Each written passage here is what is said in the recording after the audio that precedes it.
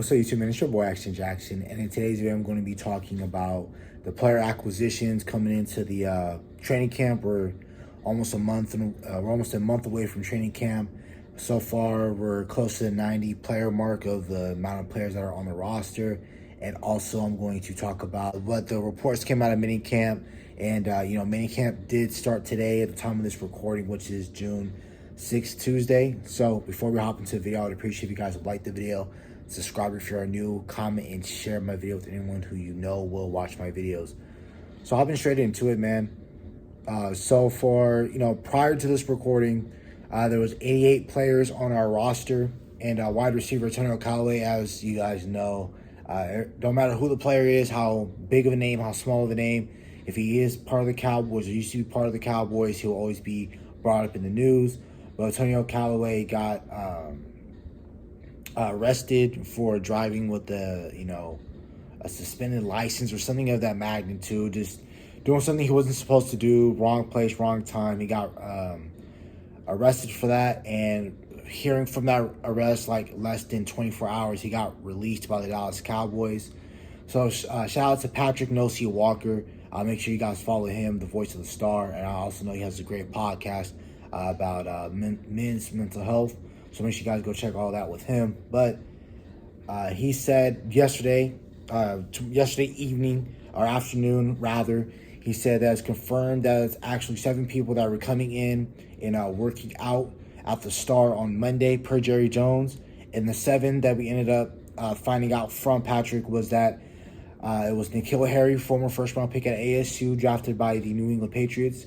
Jacob Eason, quarterback, that was drafted in the 4th round. You got Bryce Perkins. You got Lynn Bowden, who was drafted by the Raiders in 2019, kind of like that Taysom Hill type. That's what the Raiders originally brought him in to do. Read option, do-it-all type athlete. Jack of all trades, master of none. Tyron Johnson, if you guys would have heard of him before, he was a burner for the LA Chargers in 2020. Justin Herbert's rookie year that was his most productive year as a pro. But for him, he has been a journeyman wide receiver. He's been on nine different teams ever since coming into the league in 2019. Cornerback Jordan Miller and another cornerback, Vaqueris Keys. Something that, I'm seeing right now is 3 wide receivers that the Cowboys are working out.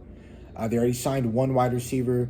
That just, for me, begs the question of, do the Cowboys feel comfortable where they're at wide receiver? I understand there has been a lot of talking going in camp, saying that they're real confident with guys like Michael Gallup and CeeDee Lamb to taking that not CeeDee Lamb, but Jalen Tolbert to coming in at that 4th, 5th wide receiver spot. Obviously, we know that Michael Gallup has that 3rd wide receiver position on lock.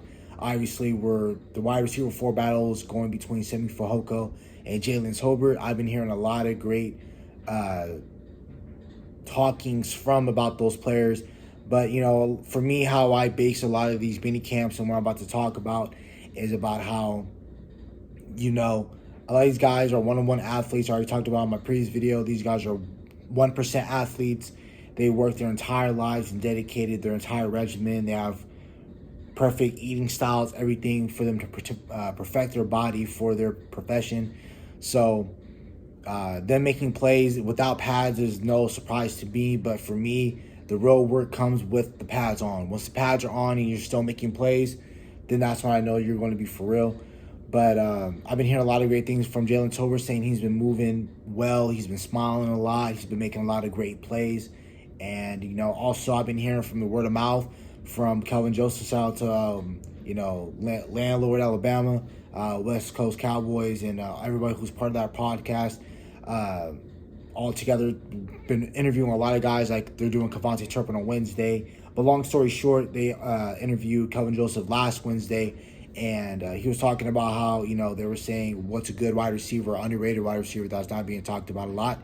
And he mentioned Jalen Tolbert's name. So I've been hearing a lot of Jalen Tolbert. I'm super excited for him. He was my pet cat from the wide receiver standpoint in last year's draft in 2022. That was my favorite draft pick of last year's draft. So hopefully he can prove me right and he goes out and most importantly, he proves himself right first, then proves everyone else right about why we took a chance on him in top 100 pick. But That's really it from the player acquisition standpoint.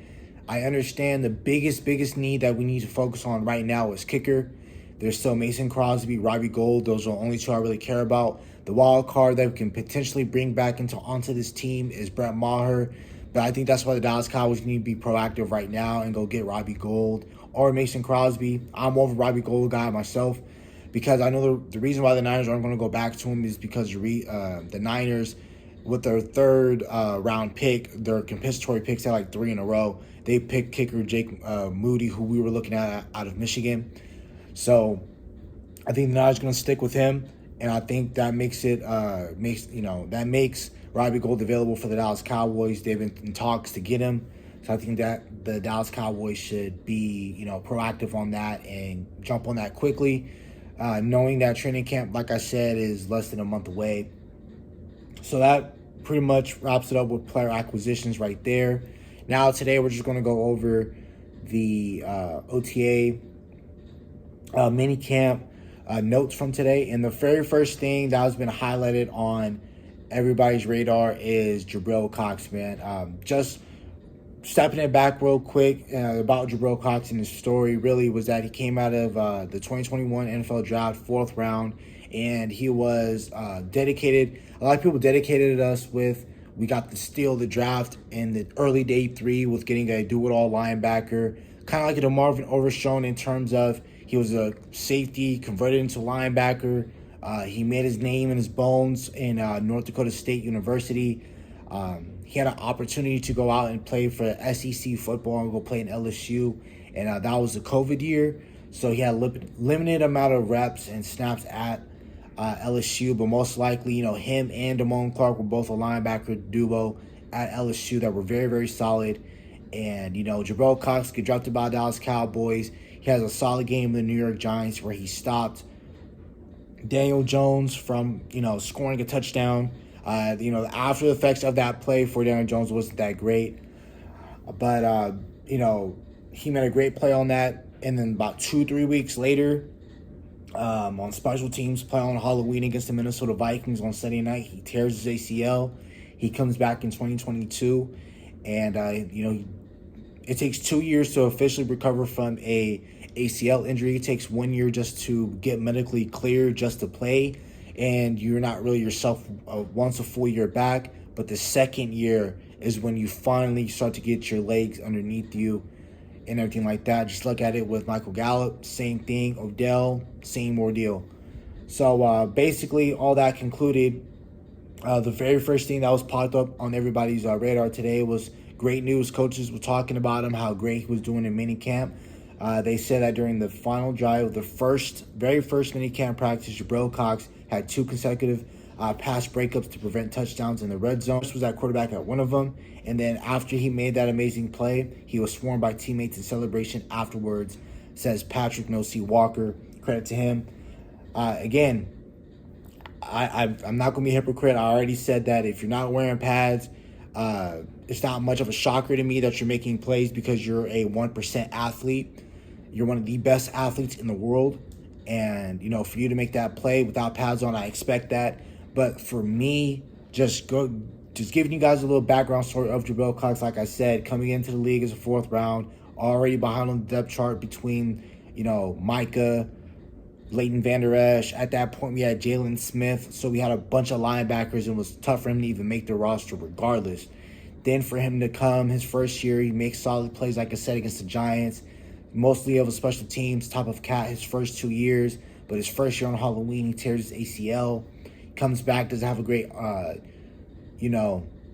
training. He has an okay training camp, but doesn't have a great preseason.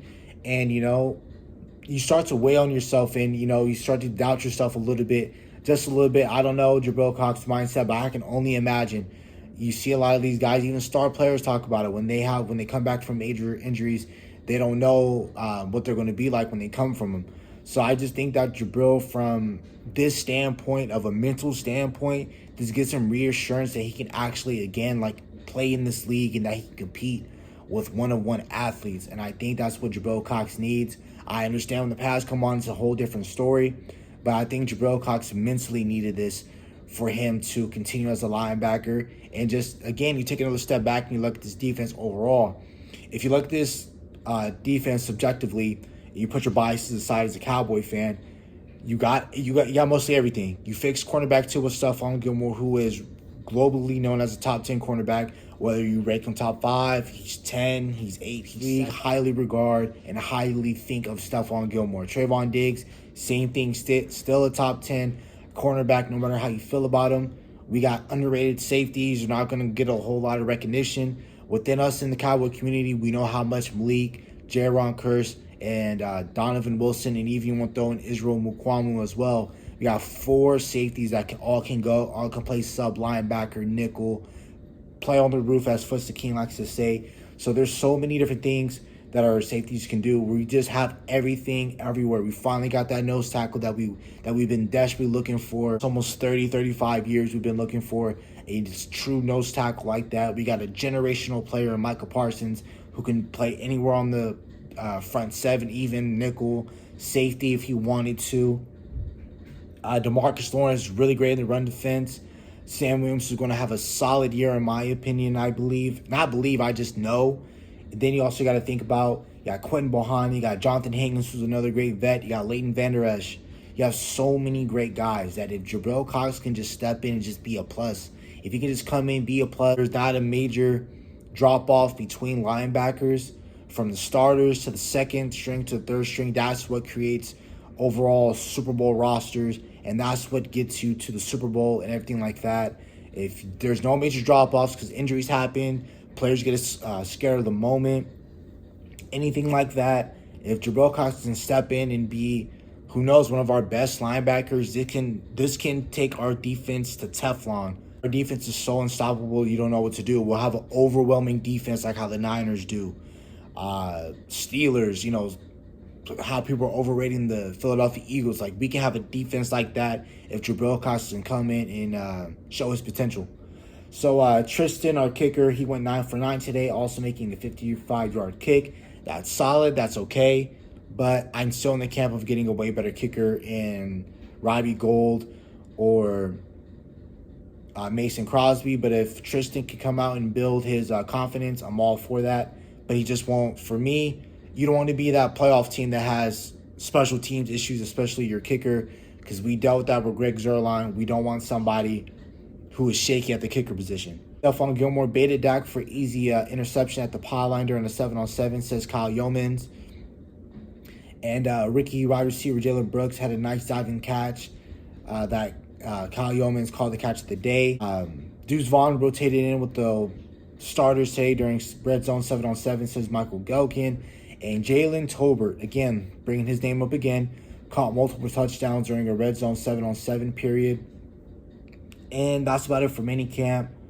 Everyone sounds like they're doing great. But like I said, the real results come once pad comes on. Once the pads are on, it's a whole different story. We're going to find out who's really making plays and who's not. But, comes down to it. I think everyone has a good shot of making plays. And, a lot of guys aren't meant to be on the Dallas Cowboys. That's another thing you got to touch on and discuss when you're talking about with the NFL. Sometimes they're not meant to be Dallas Cowboys. Sometimes they're meant to maybe play for Dallas Cowboys. You won't get all the recognition. You're going to have these guys come in through Dallas. If they make a name, who knows? They might find a new home somewhere else. So you also got to put that in mind when you're talking about certain guys. Certain guys just won't be a Dallas Cowboy. It's not possible for everyone to be a Dallas Cowboy because now with the rules and everything like that, you start out with 90 players, and then before September 1st, you have to cut it down to 53. Now, before there was stages in between where you go down from 90 to like 70 players, then down to 53. Now there's a huge, tremendous cut from 90 to 53. So I think we'll be just fine if the Dallas Cowboys take care of their part, man. And that's about it for the video. Hope you guys have a nice day. Stay safe, stay blessed. Bye.